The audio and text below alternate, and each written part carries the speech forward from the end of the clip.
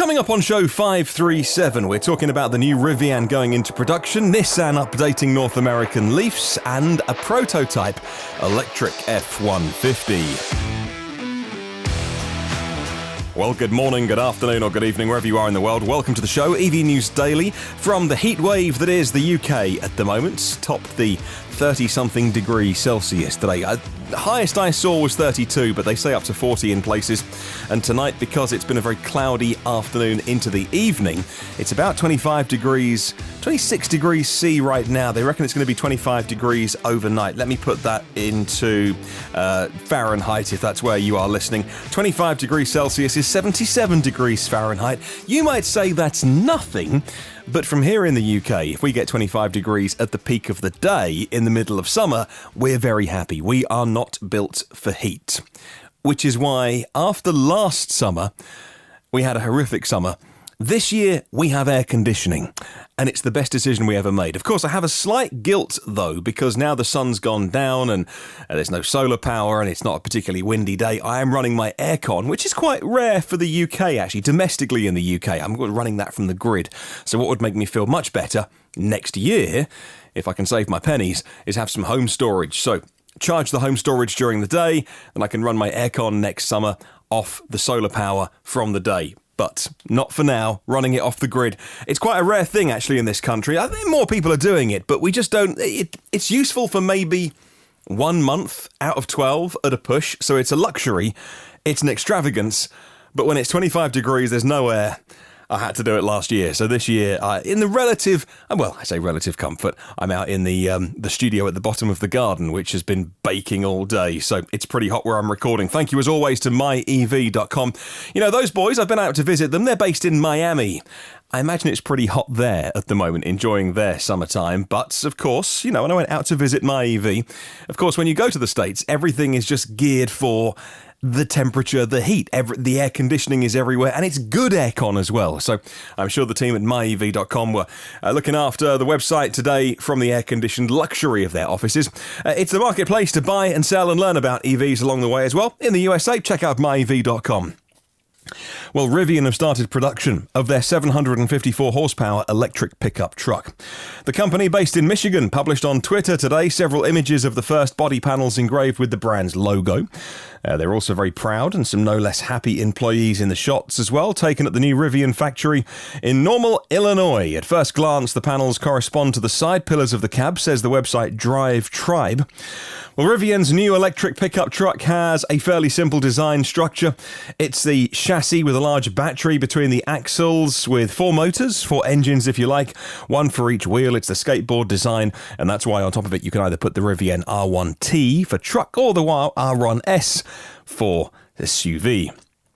Let's move on to Nissan. Now, a few days ago, one of my listeners who works for Nissan in North America, one of my listeners emailed me, and this person sent me a confidential piece of correspondence that was all about North American Leaf owners finally getting the software update that we've had here in the UK. Now, I didn't report on it at the time in case it was super confidential, and of course I didn't give this person's name on the podcast or even any hint of where they were listening, just for their own confidentiality. Not that they asked it, but I just respectful, isn't it?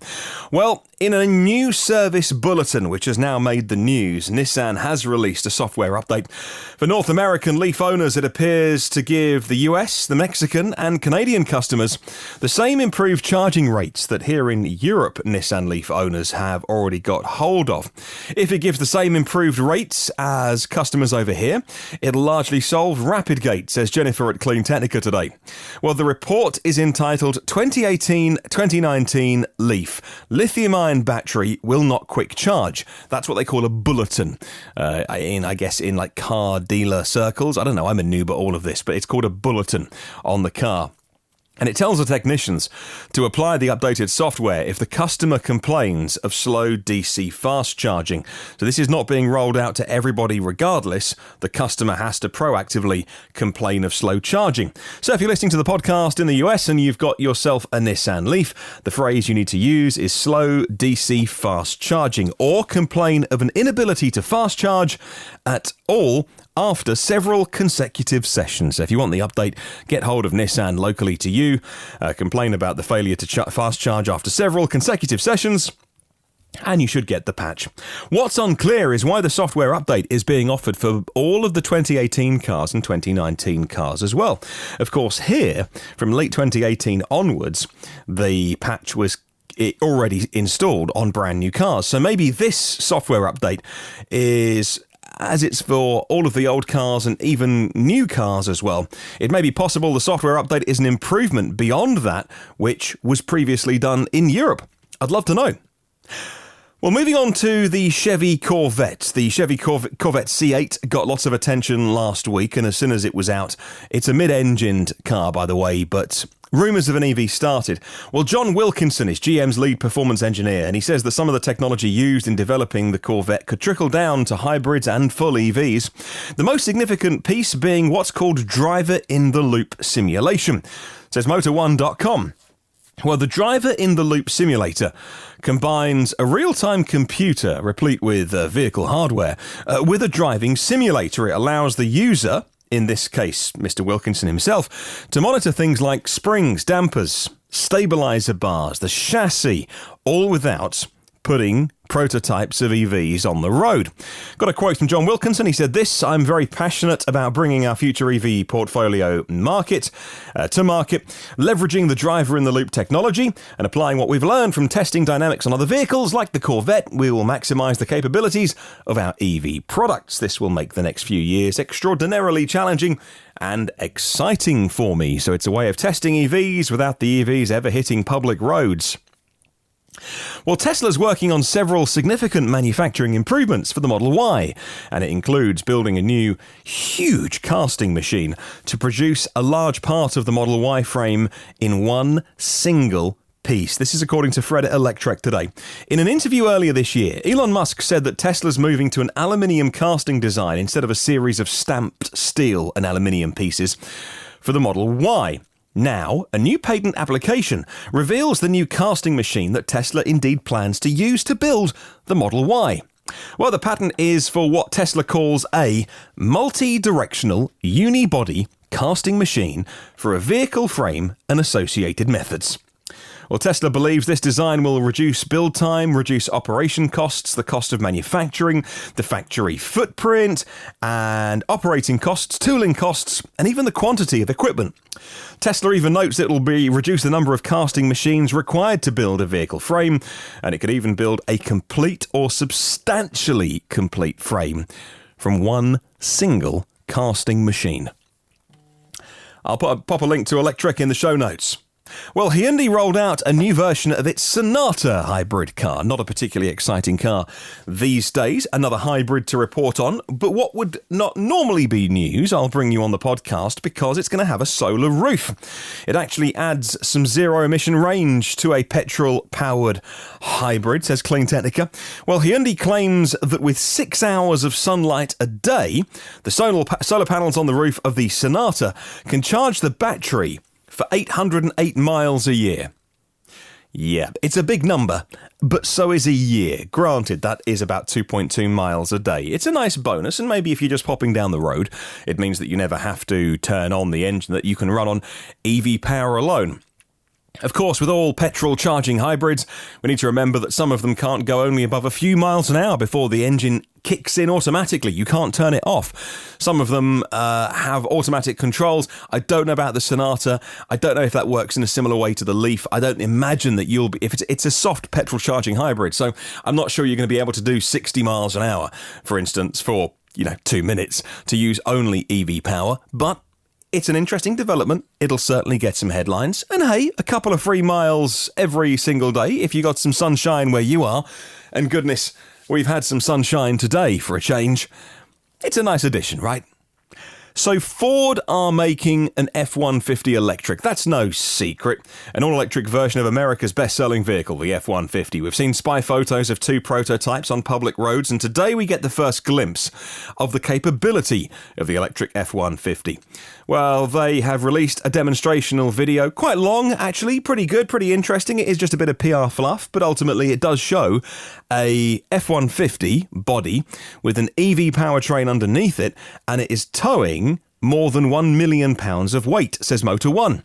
Well, Ford lined up 10 double-decker rail cars, and it loaded them with 42 F-150s, of course, diesel versions. The total weight of all of the rail cars and all of the cars inside them was over £1 million in weight, equal to 453,000 kilograms, 453 tons. In the video that you can watch on Motor One, the demonstration is performed with Linda Zhang. She's the chief engineer of the Ford 150, and she's behind the wheel of the prototype. It's very much a staged thing. It's there to get headlines, and it certainly did the job today. I saw this story proliferate through all of the EV blogs and then onto the wider media as well. And it was a real headline-grabbing thing. Electric F-150 tows over £1 million. There are some people in the comments saying, well, look, actually towing a railroad car isn't that difficult because railroad cars run on rails and they have stiff, steel wheels, for instance, and the rolling resistance, like Iron Man contests. Or you remember back in the day, there used to be the strongman thing on TV, and it always seemed to be on a Saturday or a Sunday afternoon in this country back in the 80s. It was like World's Strongest Man, and they'd be towing a railroad car, and that was because some people say in the comments, it's not actually that hard to do when you're running on steel rails and steel wheels and you've got those less rolling resistance. I don't know, maybe it was just people trying to talk down Ford, but fair play to Ford for getting in on the act on a bit of EV public relations. Moving on to VW, starting next month in August, the first of 2 assembly lines for the production of Volkswagen's all-electric ID is going to go in place in Zwickau. There's going to be 6 cars made on the ID platform at that factory from across the VW brand. So, of course, we're talking things like Seat as well. The body shop, the paint shop, assembly and infrastructure have been modernised and renewed, according to the industry site electrive.com. The second production line at the site will be converted to the same model by the end of 2020 and will go into operation in the same year, as the group has now announced. In the final expansion stage, 330,000 cars. Wowzers. 330,000 cars a year of all different types will be rolling off the production line from 2021 and onwards. Well, talking hybrids, and this is certainly a very powerful hybrid car, the 2019 Porsche Cayenne e-hybrid is now being test-driven. First drive of this coming via Green Car Reports. Got a new battery pack in this, 14.1 kilowatt-hours versus 10.8 kilowatt-hours in the previous model. Well, that could travel nearly 20 miles. In the drive they did, starting with a full charge, they got 19.9 miles of driving in city and suburban streets, up to 65 miles an hour, and doing that on electric power alone. And if you push hard on the throttle, there's a word here that Green Car Reports that I've personally not come across in terms of describing a throttle. But anyway, in the Green Car Reports, they say that with e-power mode engaged, the e-hybrid gives the accelerator pedal a detent, D-E-T-E-N-T. Now, I've heard of the word détente as in the French word of a kind of a thawing of relations. I think that means, like, normally it's said, like, between warring nations. But there's a detent on the accelerator pedal. So I wonder what that means. Like, do you feel it? Is it a notch on the accelerator pedal? It's a third of the way into the pedal's travel. Around town, you can take off on e-power from stoplights. It feels very perky. When you get to about 45 miles an hour, it limits you to more conservative driving. If you want to go all electric in the Porsche Cayenne hybrid, the system's potential is 83 miles an hour if you want to do it without any tailpipe emissions. The e-hybrid has an e-launch mode that has you hold the brake pedal down whilst the accelerator is held at the detent mark, whatever that is. It's a gimmick, but it may be another way to get fossil drivers interested in electric motoring.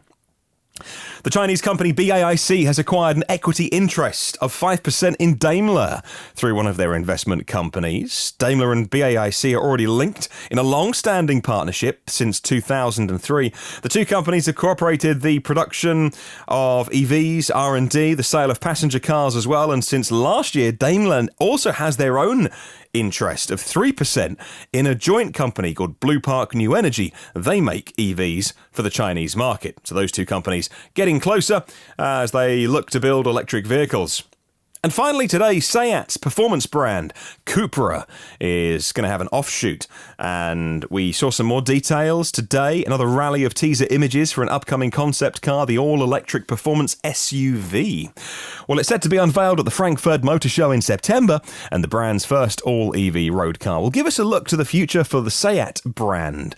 It's the Spanish bit of VW, if you're not aware, by the way. In terms of design and technology, according to Evo website, which I always like a good performance car, used to buy Evo magazine religiously, by the way, for their was it Car of the Year, and I tend to read a lot of stuff online these days, but I still love magazines, by the way. Anyway, I digress. I do like buying Autosport magazine here in the UK. I like that, like reading my Formula One news in magazine form.